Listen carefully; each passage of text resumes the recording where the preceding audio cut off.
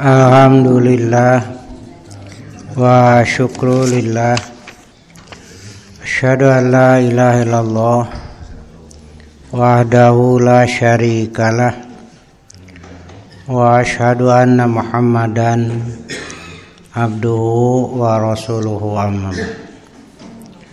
Quran surat An-Nisa 145 146.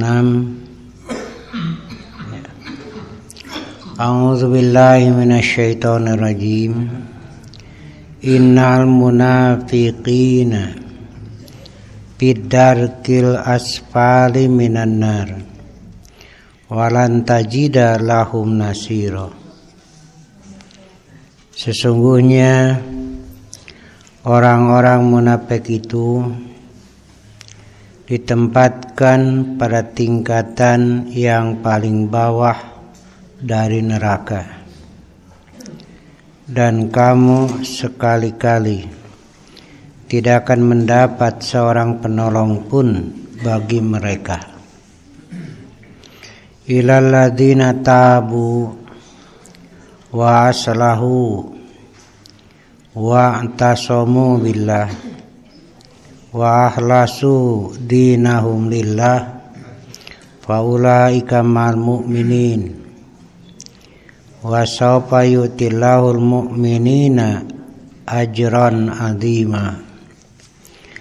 Kecuali orang-orang yang tobat dan mengadakan perbaikan dan berpegang teguh pada agama Allah dan tulus ikhlas mengerjakan agama mereka karena Allah, maka mereka itu adalah bersama-sama orang yang beriman, dan kelak Allah akan memberikan kepada orang-orang yang beriman pahala yang besar. Orang-orang munafik, orang yang kafir tapi tidak berani memperlihatkan kekafirannya. Zahirnya Islam tapi hatinya kufur. Ini yang paling ruwet ini ya. Kalau menghadapi orang kafir jelas kafirnya nemrak. Nah ini yang ruwet tuh. Rusak dari dalam. Dan pernah, karena yang tahu orang-orang munafik itu hanya beberapa orang sahabat. Ini di Madinah, karena waktu di Mekah tidak ada munafik itu, kafir. Mukmin itu jelas. Nah setelah hijrah ke Madinah, ada tokoh-tokoh yang merasa direbut pengaruhnya oleh Rasulullah, melawan tidak berani, maka mereka memperlihatkan keislaman padahal kafir. Ada yang mengusulkan bunuh saja. Nabi mengatakan tidak, jangan, karena orang melihatnya dia muslim. Nanti aku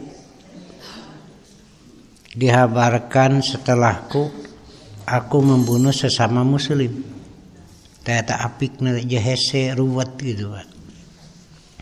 Jadi yang tahu hanya beberapa orang sahabat. Umar itu tahu. Makanya Umar magis kesal paehan cenah. Gitu we Umar mah anjek Nabi entong. Ya kan dia itu bersahadat tapi hatinya tidak. Dia ngaku Islam tapi hatinya tidak. Nabi mengatakan, aku diutus bukan untuk membelah perut manusia, untuk melihat hatinya. Aku hanya melihat dohir saja. Ini untuk meredam. Dan tokoh munafik itu bernama Abdullah bin Ubay bin Salul. Anaknya masuk Islam, jadi sahabat benar. Nah begitu. Ketika mati, anaknya minta kepada Rasul, minta jubah Rasul untuk dipakai bungkus mayitnya. Oleh Rasul dibikin. Umar menigas gereget we. Cina kesal mereka. Cuma sebelum dibungkus jasadnya diludahi dulu. Ya. Itu simbol. Awakna mah bungkusaneun. Kan akhlakna ciduhaneun. Itu kan banyak ya yang seperti itu. Nah, begitu. Rasul menyalati, cek Umar, jangan sholat we Rasul. Umar mantu. Beres sholat mayit turun ayat tidak boleh salat dan mendoakan kepada orang yang mati dalam kekufuran. Cek Umar teh cek abdi oge. Tapi Rasul mengatakan aku sudah dapat pahala karena larangannya setelah aku sholat. Ikual makanya harus mengenang. Ya gitu. Ya. Karena itu akan tempatkan nanti di neraka paling bawah. Ini paling ruwet, merusak lagi. Begitu.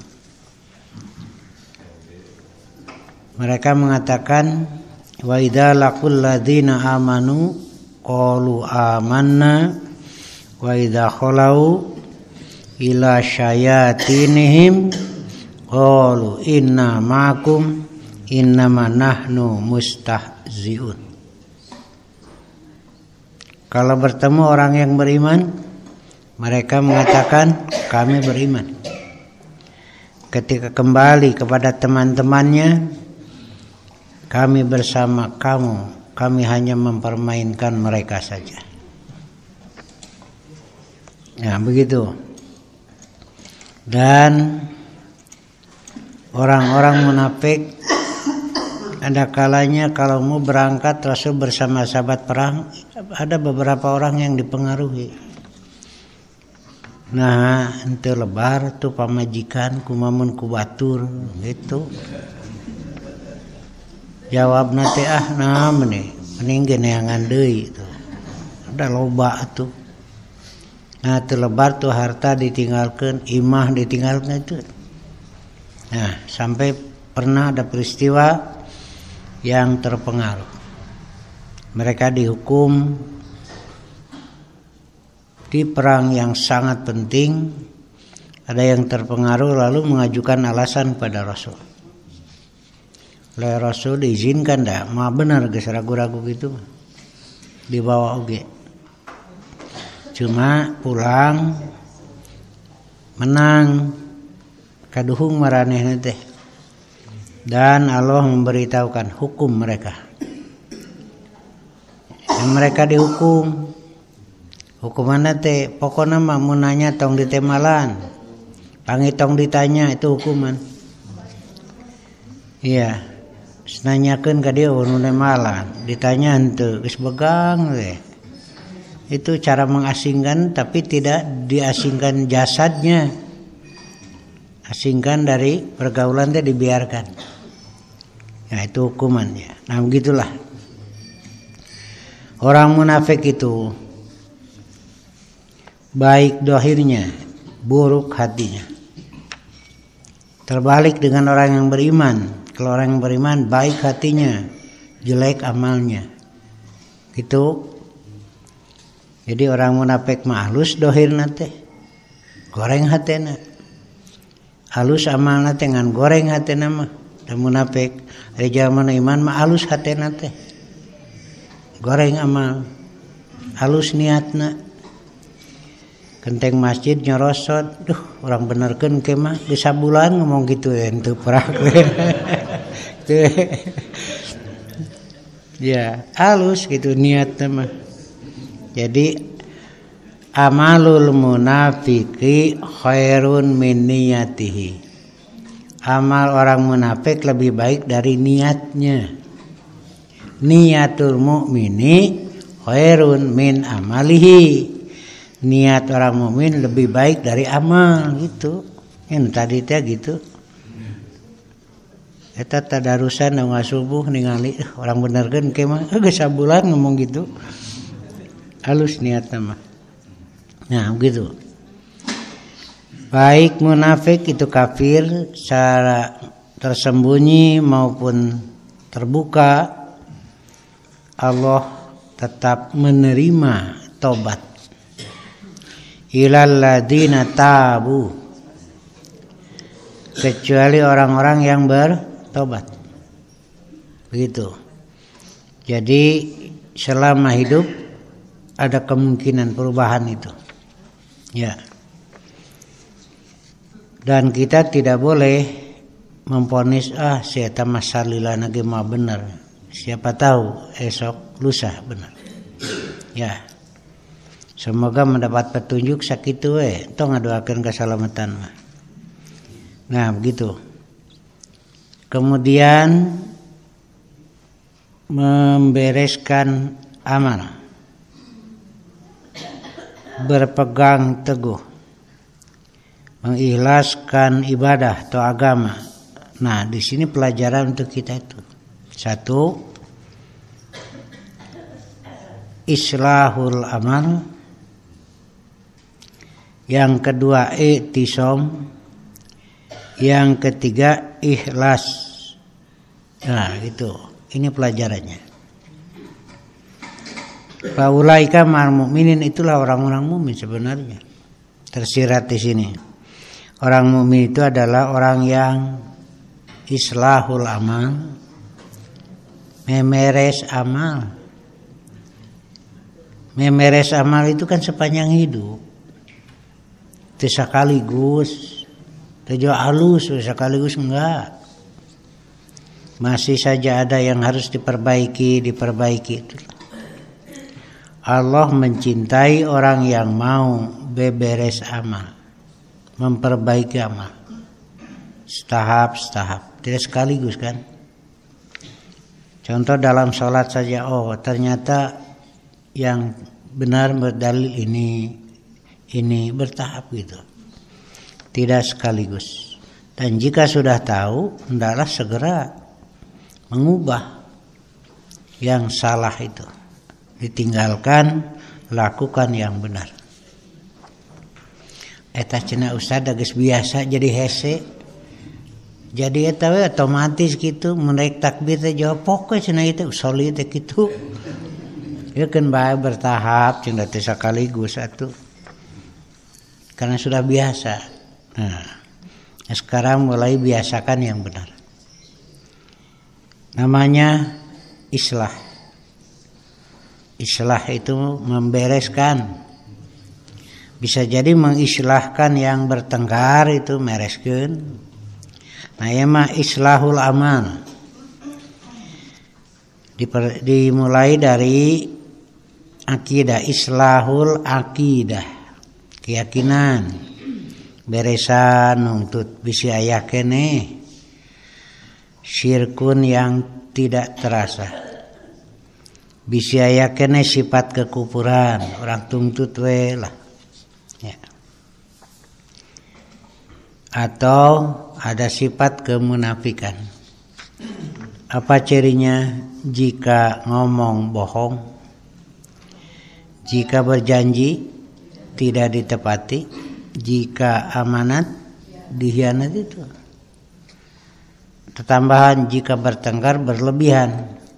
Nah, sekarang ini kelihatannya sudah rusak akidah.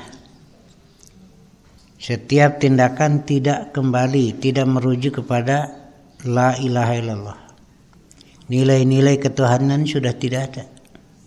Bunuh saja, sekarang begitu kan. Ada masalah bunuh, ada masalah bunuh gitu. Kenapa? Karena akidahnya itu rusak. Itu Makanya dalam tafsir Ibnu Katsir memberikan tafsiran wala tufsidu fil ar, jangan membuat kerusakan di bumi teh, wala takfuru, jangan kufur. Tuh. Karena kalau kufur di situ sumber kerusakan. Nilai-nilai ilahinya tidak ada. Ketika ada masalah teh hawa nafsu, bukan kembali pada Allah. Nah, itu yang pentingnya. Makanya jika masyarakat akidah dirusak akan makin rusak ini. Tidak ada haram zina, haram membunuh, haram mencuri, sudah tidak ada itu. Karena tidak kembali kepada Allah. Makanya perampokan, pencurian, bega, zina, pembunuhan terus. Nah, untuk membereskan ini kembalikan masyarakat kepada Allah. Nah, di sini ya akidahnya yang harus diberes, itu yang pertama itu. Tuh sekarang saya baca di berita-berita itu pembunuhan tuh tiap hari ya. Jadi menaikkan tengah teh bunuh gitu. Nah, mengambil barang orang teh geus satu maling gitu. Merasa tidak berdosa, mencuri, mengambil barang orang biasa begitu, dan berzina. Dan saya agak juga mungkin ada hal yang perlu disoroti, itu yang ditampilkan wanita berjilbab, nu zina, nu selingkuh, nu maling, malah yang membunuh. Itu yang ditampilkannya berjilbab itu. Ada apa ini? Nah, gitu ya. Kita lanjutkan nih. Jadi yang pertama adalah bereskan akidahnya. Ini kewajiban pemimpin. Bereskan. Beri ruang terbuka, usahakan ditutup ruang-ruang musyrik kufur.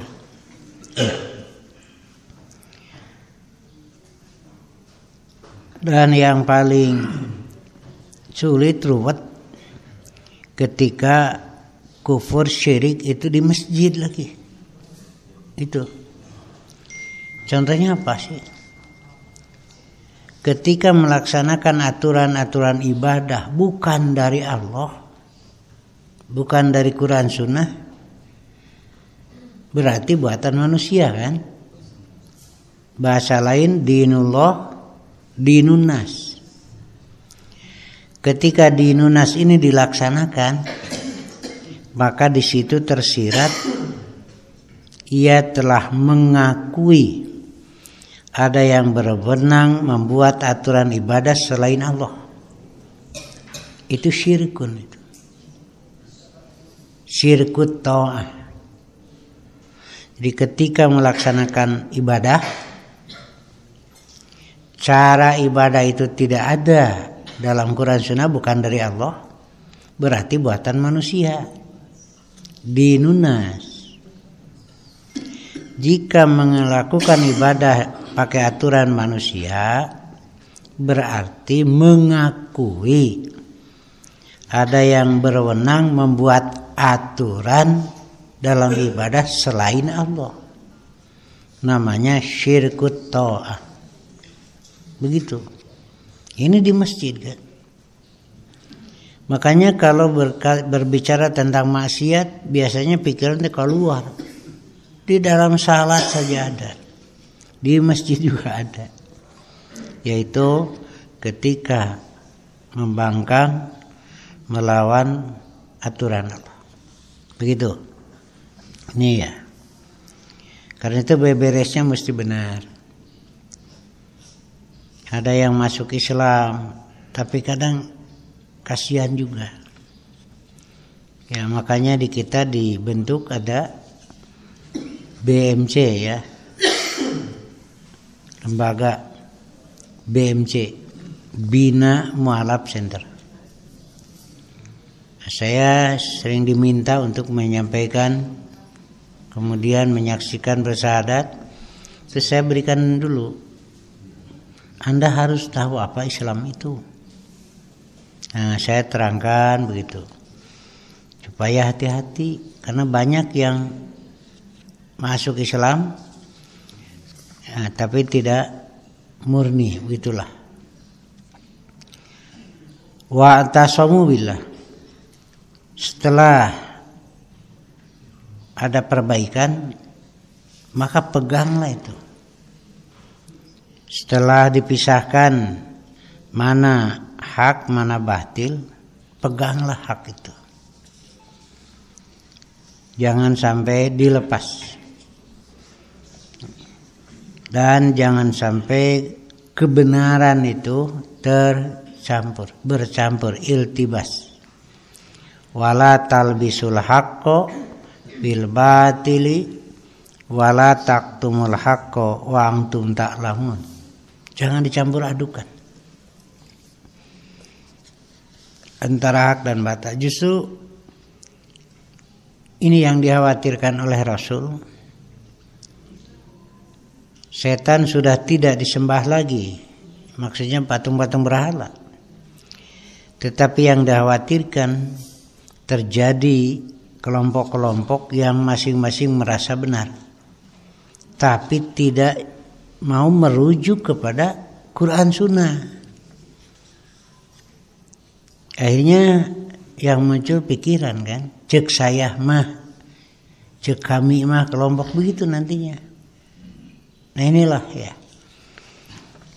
Makanya dalam Quran surat Al-Imran Allah sudah melarang kita. Wala takunu kalladzina tafarraqu wahtalafu. Janganlah jadi orang-orang yang terpecah-pecah dan berbeda, berikhtilaf. Setelah Allah perintah wa'tasimu bihablillahi jami'an. Nah, saya kira tidak sulit kalau mau kembali pada Quran Sunnah. Mu'ariwah, saya sering buat contoh, pokoknya bersatu, biarkan jalan masing-masing pantai ke harti. Pokoknya nama ulah silih carek, ulah silih bejat. Pokoknya bersatu, biarlah jalan masing. Aku mah itu. Ya. Coba disuruh jalan yang satu, akibatnya kan bersatu. Tidak usah disuruh bersatu, pokoknya jalan eta, begitu. Nah ini ya, yang kita usahakan itulah ya. Yang Rasul khawatirkan terjadi adanya kelompok-kelompok yang masing-masing merasa benar dan tidak mau rujuk kepada Quran dan Sunnah. Iya. Itu kan yang jadi kacau. Di zaman Nabi juga, zaman sahabat ada perbedaan, tapi semuanya ridho, rujuk. Maka yang salah akui salah. Iya salah, ridho, rujuk, beres tuh. Itu ada perbedaan-perbedaan pendapat, tapi semuanya ikhlas kembali pada Quran dan Sunnah. Wa tasamu billah wa ahlasu dinahu. Nah ini kuncinya di sini. Ikhlasnya itu ikhlas untuk beberes. Ya itu dah geus biasa dipigawe meni lebar ditinggalkeun teh. Ikhlas untuk kembali kepada Allah dan Rasulnya. Ikhlas melepaskan sesuatu yang sekiranya tidak sesuai, walaupun aya duitan, nah gitu nantinya.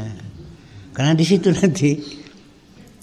Nah Rasul mengatakan, yang aku khawatirkan dari umatku itu, satu, terpelesetnya orang yang berilmu. Itu kan nanti yang umat akan ikut ini, ngabring. Sekarang kan begitu. Ya masing-masing gitu ngarilu. Nah ini yang dikhawatirkan oleh Rasul.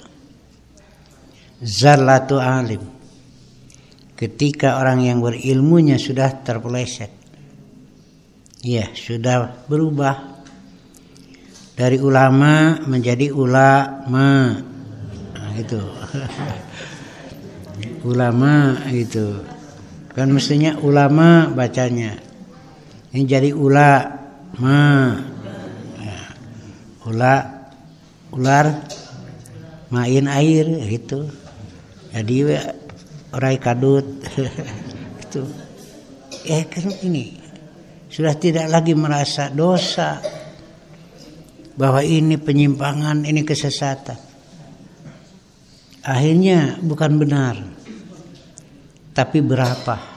Nah, ini yang dikhawatirkan terjadi pergeseran itu. Jadi lain benar tapi sabaraha itu. Itu nomor piro wani piro. Gitu ya. Ini yang kedua, jidalu munafikin bil Quran. Nah, ini orang munafik ini membantah menggunakan Quran. Jadi Quran itu sengaja dibuat untuk alasan, untuk argumen. Cek Quran oge, cek hadis oge gitu. Ya. Nah ini ya. Sementara yang umat itu kan tidak tahu. Ikut saja. Iya saja. Ini yang tidak dibenarkan itu. Makanya taklid itu tidak boleh.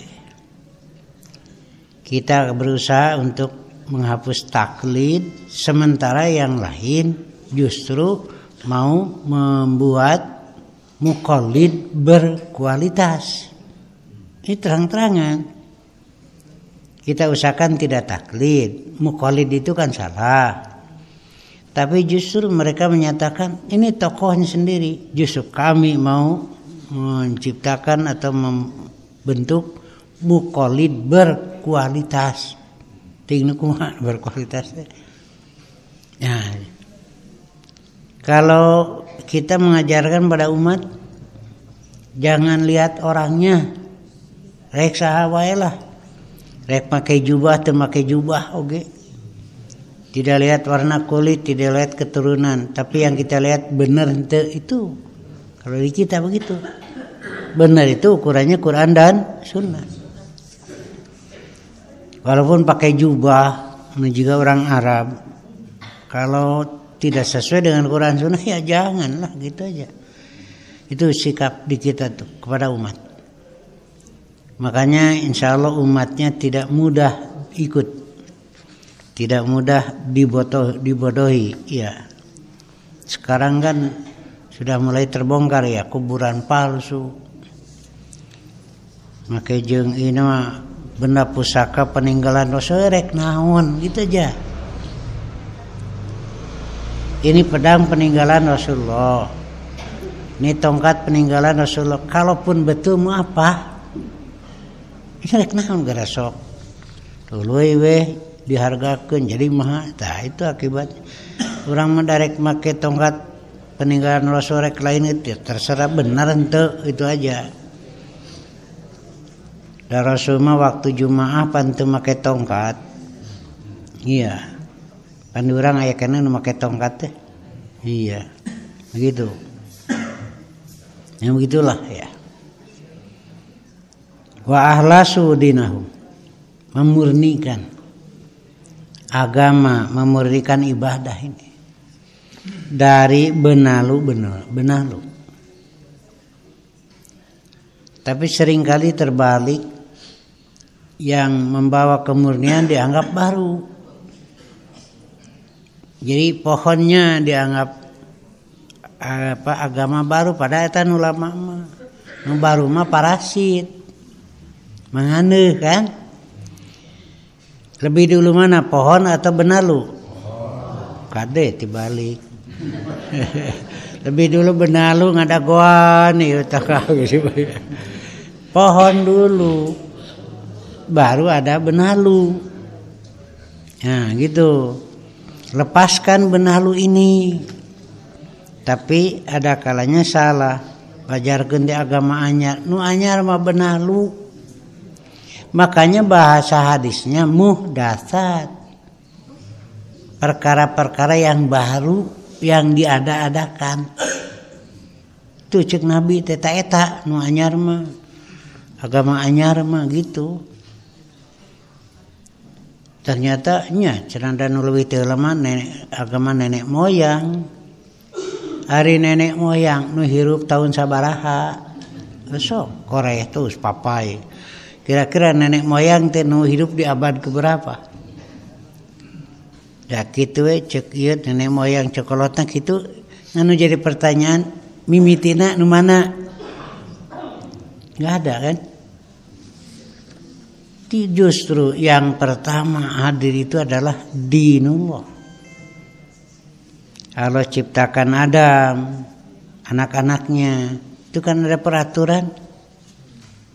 Belum itu tradisi mah. Kemudian terus berkembang. Makanya dalam Quran diterangkan bahwa dari dulu pun agama Allah disebut dinul Islam. Pemeluknya disebut Muslim dari dulu gitu. Muncul yang baru-baru itu anti balik ayeuna teh pajarkeun di agama anyar sidik eta nu anyar mah iya. Nah, ikhlaskan itu, ikhlaskan, bersihkan hanya karena Allah. Makanya saya sering menyampaikan ikhlas itu tidak bertuhan kecuali kepada Allah. Tidak berpedoman kecuali kepada Al-Quran. Tidak beruswah kecuali kepada Rasulullah. Itu ikhlas deh. Hatinya ikhlas lillah, tapi tidak berpedoman pada Quran, bukan. Ieu mah ibadah teh ikhlas, tapi tidak mencontoh kepada Rasul, bukan itu. Jadi ikhlas mah tidak bertuhan kecuali kepada Allah. Tidak berpedoman kecuali kepada Quran saja, tidak yang lain, bersih gitu. Tidak beruswah kecuali kepada Rasulullah saja gitu, murni aja. Nah itu ikhlas. Jadi di kita seringkali disebut ikhlas teh urusan HTW asal ka Allah gitu. Itu salahnya itu. Ya. Maka bagi kita pun ini, jadi selalu kita bereskan, jika ada yang keliru kita tinggalkan. Kemudian kita pegang agama Allah, kita murnikan ibadah. Maka Allah siapkan ajron azim, pahala yang besar. Di dalam sebuah hadis Rasul bersabda, sesungguhnya setan sudah berputus asa.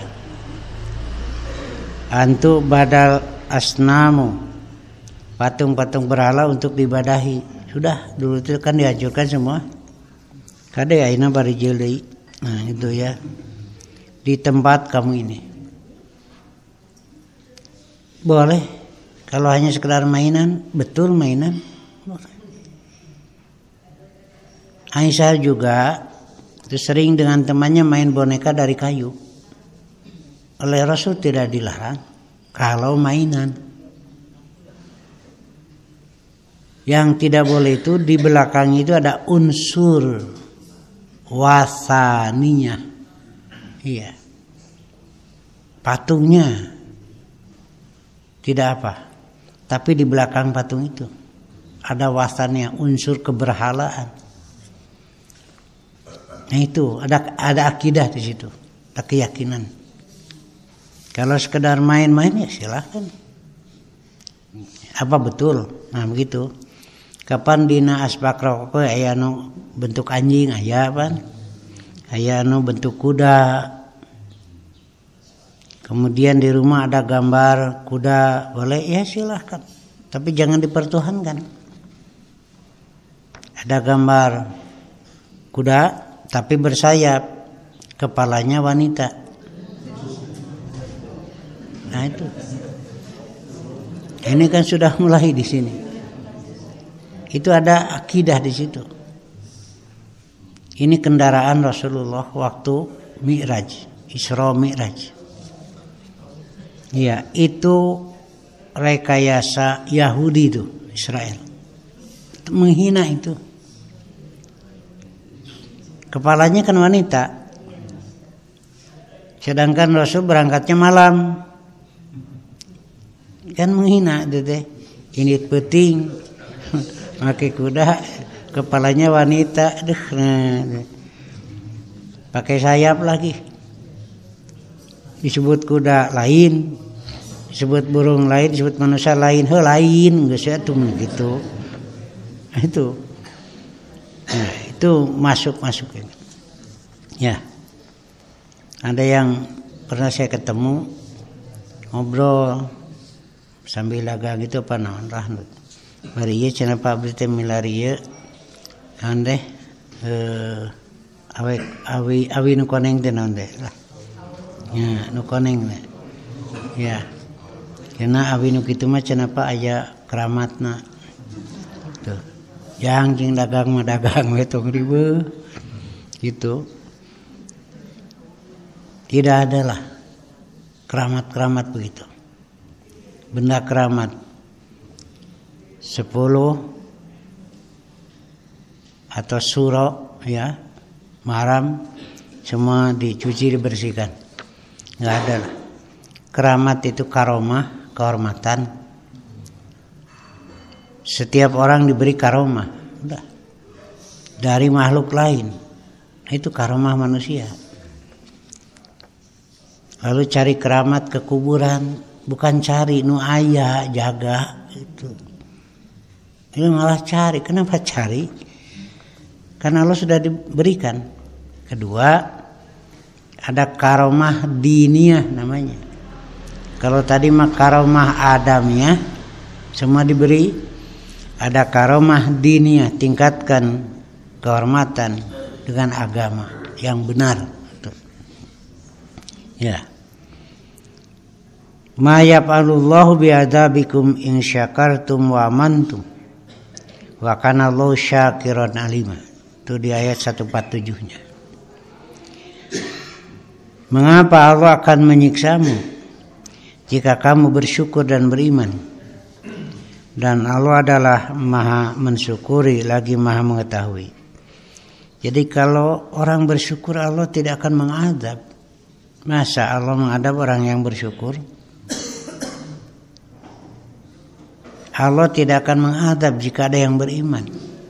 Begitu. Kalau benar imannya. Tapi ketika yang kufurnya, yang maksiat, yang durhakanya mayoritas,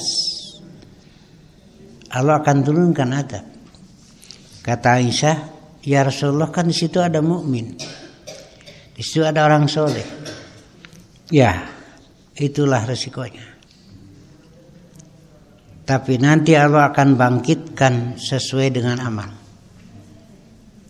Dunia mah gitu we, nya kabagian banjir kabagian.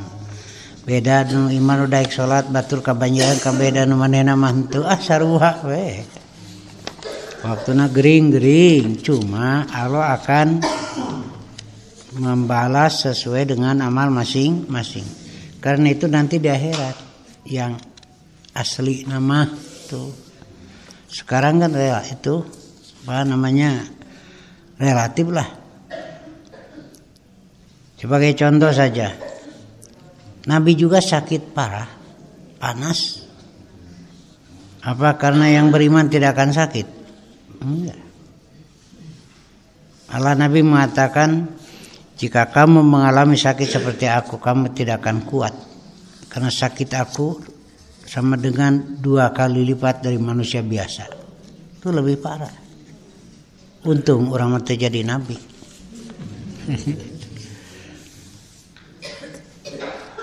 Manusia itu sama saja. Cuma catatan amal yang berbeda.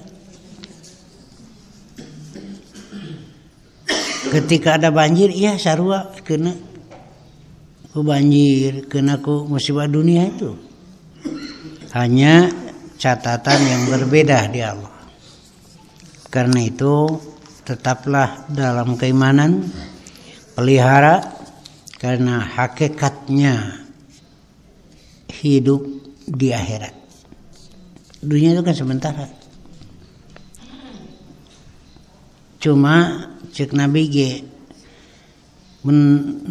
disebut maut teh nu kapikir batur we. Teu urang mah.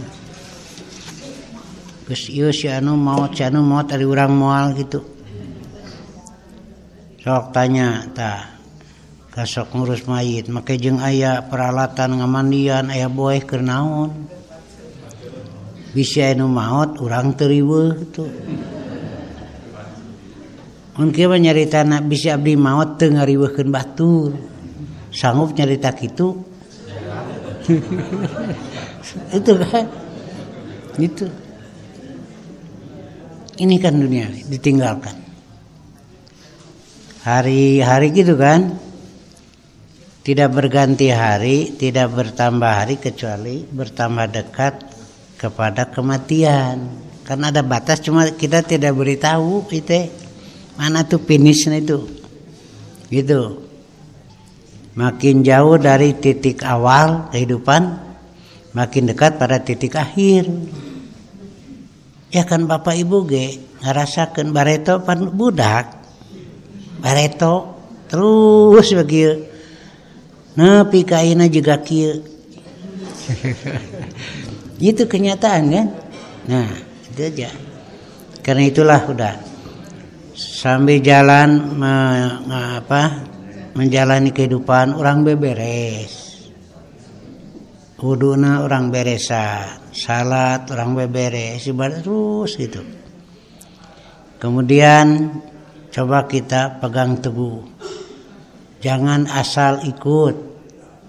Ya, mesti lihat dulu.